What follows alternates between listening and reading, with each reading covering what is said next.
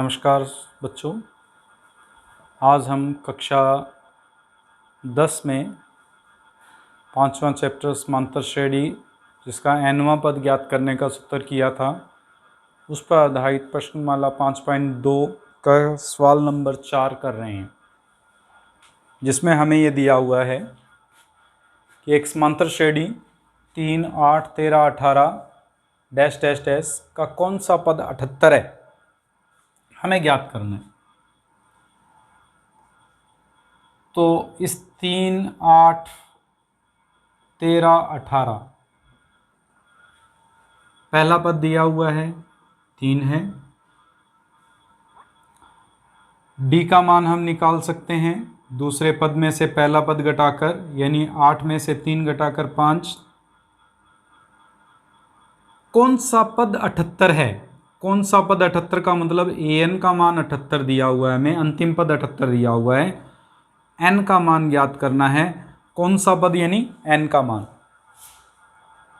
इसके लिए जो हमने सूत्र किया था an बराबर a plus n minus 1d, मान रखेंगे 78 बराबर 3 प्लस n माइनस 1 गुना 5।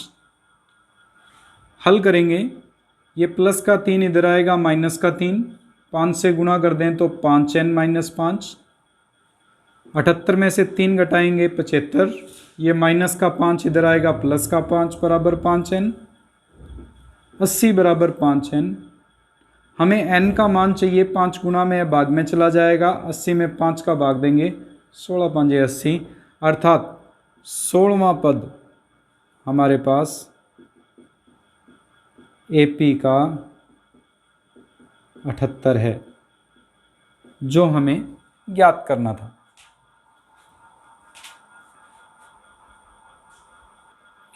सवाल नंबर 5 कुछ इसी प्रकार का दिया हुआ है जैसा हमने चौथा सवाल किया था। इसमें हमें दिया है कि निम्नलिखित समांतर श्रेणी में से प्रत्येक में कितने पद हैं, ये ज्ञात करने हैं। प्रत्येक में कितने पद का मतलब अंतिम पद दिया हुआ है, n का मान निकालना है। n का मान ज्ञात करने के लिए सबसे पहले इस समांतर श्रेणी के अंदर पहला पद 7 सार्वंतर, दूसरे में से पहला घटाएंगे, 13 में से 7 घटाएंगे यानी 6। nवां पद दिया हुआ है 205, n ज्ञात करना है। सूत्र an का a plus n minus 1 Guna d।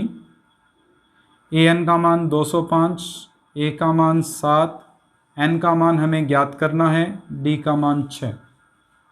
ये प्लस का 7 इधर आएगा, माइनस का हो जाएगा, बराबर ब्रैकेट खोलेंगे, 6 का n से गुना 6n, 6 का 1 से गुना 6। 205 में से 7 घटाएंगे 198, माइनस का 6 इधर आएगा तो प्लस का 6 बराबर 6n। 198 में 6 जोड़ेंगे 204 बराबर 6n। n का मान निकालना है, 204 बटे 6, 6 थी 18, 2 6 चौके 24, अर्थात 34वां पद 205 है। कुछ इसी प्रकार से इसका दूसरा पार्ट हम हल करेंगे। इसके अंदर a का मान दे रखा है हमें 18, d का मान दूसरे मान 15 से 1/2 में से 18 घटाएंगे। इस मिश्र भिन्न को हल करें, 15 दूनी 30, 30 में 1 जोड़ेंगे 31, 31/2 माइनस 18, 2 लघुत्तम 31 माइनस 36, और हल करें -5/2। an का मान दिया हुआ है हमें माइनस का 47, n का मान ज्ञात करना है। वही सूत्र हमारे पास an बराबर a plus n minus 1d।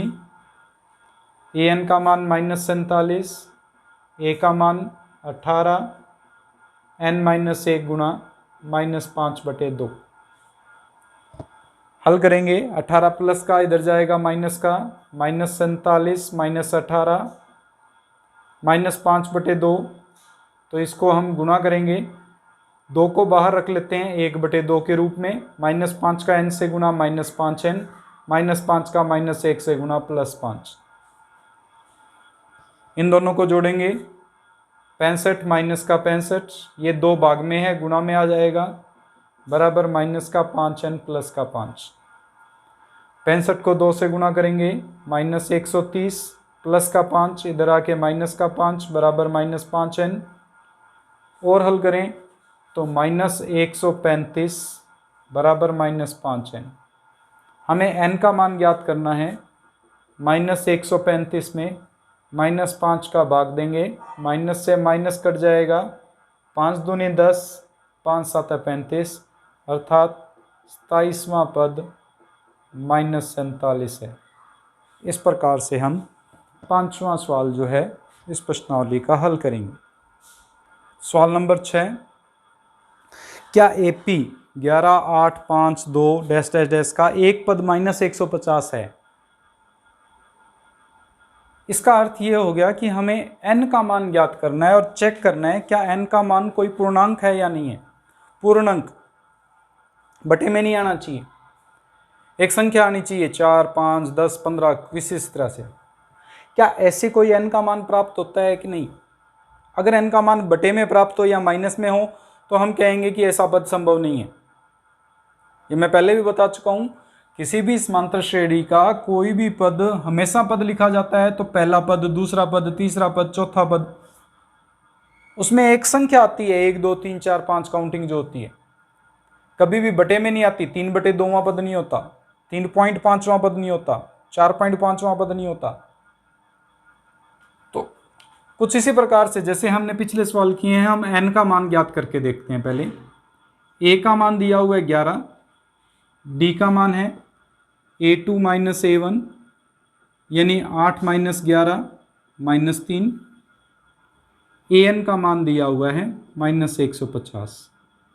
an का सूत्र a प्लस n माइनस 1 गुणा d माइनस 150 बराबर 11 प्लस n माइनस 1 गुणा माइनस 3, 11 प्लस का इधर आएगा तो माइनस का, इसको गुणा करेंगे माइनस का 3n प्लस 3, ये माइनस का 161, ये माइनस 3 बराबर माइनस 3n, माइनस 164 बराबर माइनस 3n। n का मान निकालना है, माइनस 164 बटे माइनस 3, माइनस से माइनस कट गया। अगर भाग दें तो ये बनता है 3 5 15, 1 3 चौके 12, 2 54 सही 2/3। जो पूर्ण संख्या नहीं है, दशमलव में मान आएगा 54.66 कहेंगे। n प्राकृत संख्या नहीं है, हम प्राकृत संख्या कह सकते हैं इसको, प्राकृत संख्या नहीं है, अतः यह या समांतर श्रेणी का कोई भी पद माइनस 150 नहीं है। इस प्रकार से हम इसमें चेक करेंगे कि क्या कोई पद माइनस 150 आएगा या नहीं आएगा। सवाल नंबर 7, उस एपी का 31वां पद ज्ञात कीजिए जिसका 11वां पद 38 और 16वां पद 73 है। सवाल के अनुसार हमें दे रखा है एक एपी जिसका 11वां पद हमें दे रखा है 38 और 16वां पद दे रखा है 73। हमें निकालना है 31वां पद। हमने पीछे देखा था 11वां पद जो होता है वो a प्लस 10d से लिखा जाता है जो 38 दे रखा है। 16वां पद होता है a प्लस 15d जो 73 दे रखा है। मैंने कहा था कि जब इस तरह से कोई भी संख्याएं आ जाती हैं तो उन दोनों को घटाकर a और d का मान निकालते हैं। तो इसमें समीकरण 1 और 2 में विलोपन विधि का उपयोग करते हुए 2 में से 1 को घटाने पर, अगर 2 में से a प्लस 15d बराबर 73 में से हम 1 को घटाएंगे, 1 को घटाएंगे इसका मतलब a प्लस 10d बराबर 38 को घटाएंगे। घटाते हैं तो चिन्ह बदलते हैं, a से 1 कट जाएगा क्योंकि 1 प्लस का 1 माइनस का गुणांक बराबर हैं। 15D में से 10D घटाएंगे 5D बचेगा, और 73 में से जब 38 घटाएंगे तो 35 आएगा।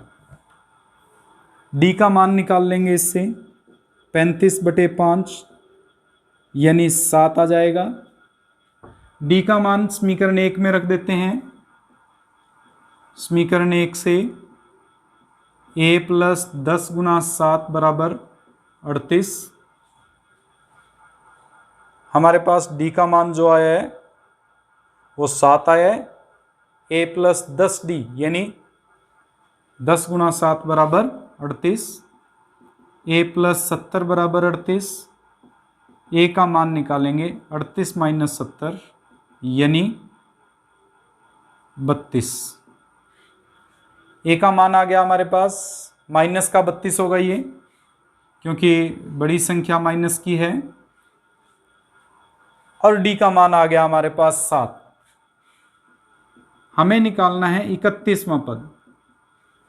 31वें पद को लिखने का तरीका था a + 30D, मान रखेंगे, a का मान -32, 30 × d का मान 7, -32 + 210 घटाएंगे तो ये आ जाएगा 178, जो कि इस समांतर श्रेणी का 31वां पद होगा।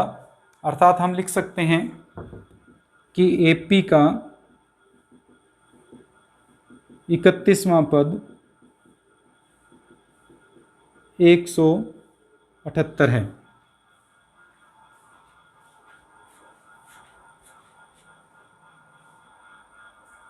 सवाल नंबर 8, एक AP में 50 पद हैं जिसका तीसरा पद 12 है।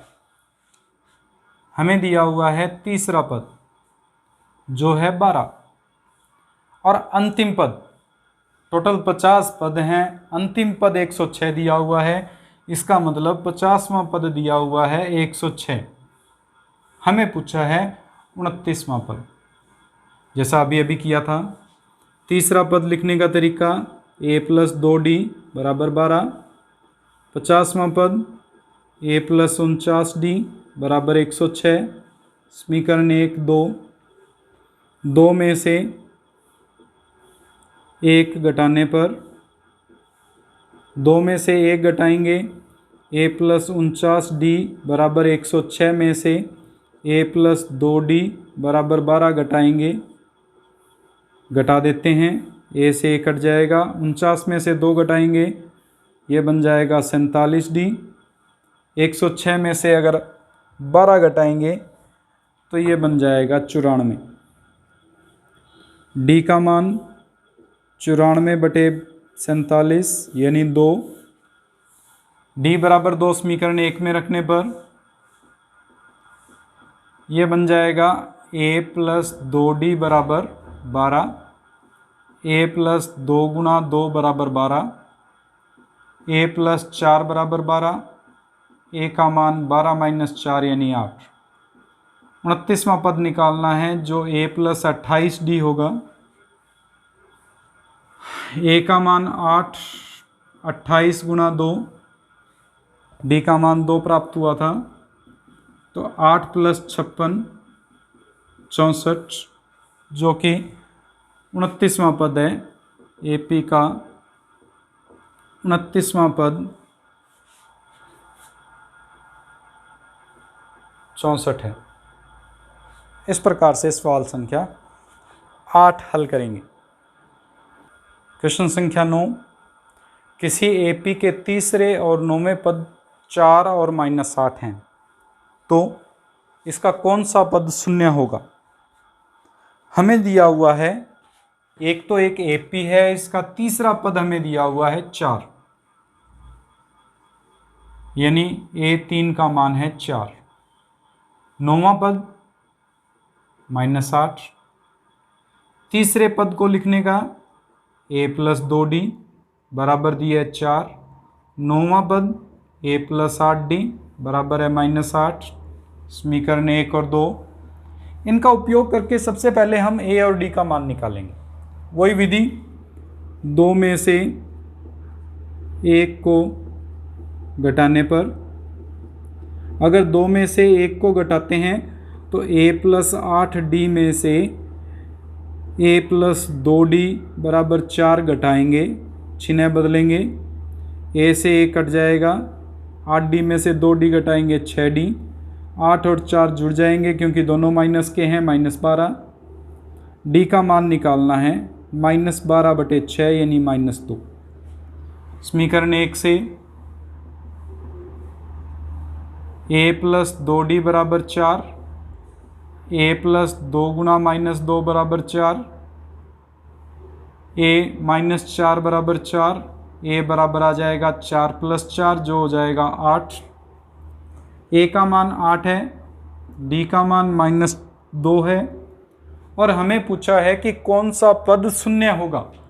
अगर कौन सा पद शून्य होगा तो an का मान 0 लेके चलेंगे, n का मान निकालना है। जब भी ये पूछ लिया जाए कौन सा पद, कौन से पद का मतलब n का मान निकालना है हमें।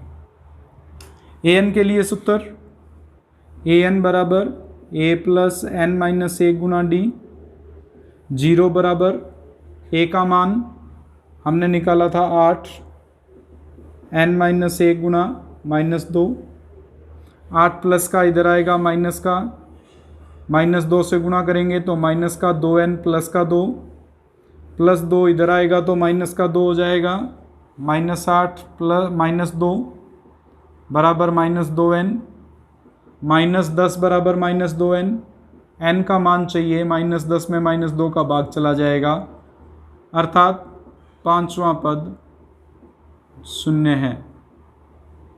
इस प्रकार से हम प्रश्न संख्या 9 को हल करेंगे। कुछ इसी प्रकार के सवाल इस प्रश्नावली में हमें दिए हुए हैं। बाकी के सवाल जो हैं वो अगली क्लास में करते हैं। कोशिश करना इन सवालों को दोहराने की तथा इन सवालों के साथ आगे के सवाल भी करने की कोशिश करें।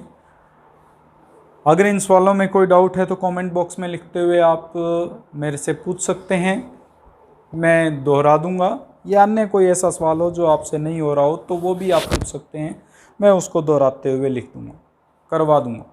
धन्यवाद।